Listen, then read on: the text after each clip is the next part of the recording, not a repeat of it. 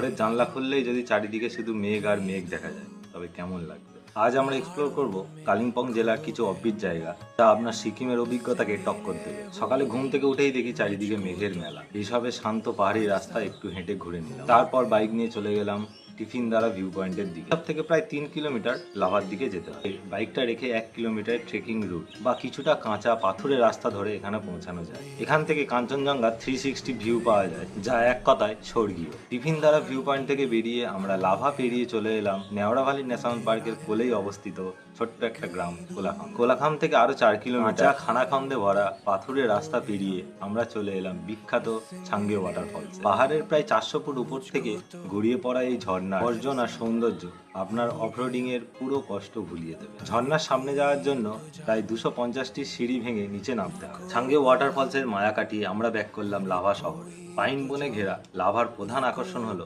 এখানকার lava monastery.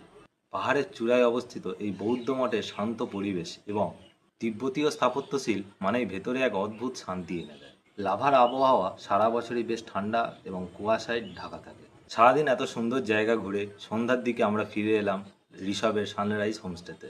এই homestay অতিথিয়তা আর জানলার বাইরের ভিউ জাস্ট নেক্সট লেভেলের। এর পরের ভিডিওতে থাকবে ঋষভ থেকে কলকাতা ফেরার নতুন একটা রাস্তা। তা জানতে আমাদের এই সিরিজের নেক্সট এপিসোড দেখতে একদমই ভুলবে না। জলদি ফলো আর সাবস্ক্রাইব করে ফেলুন। Thank you.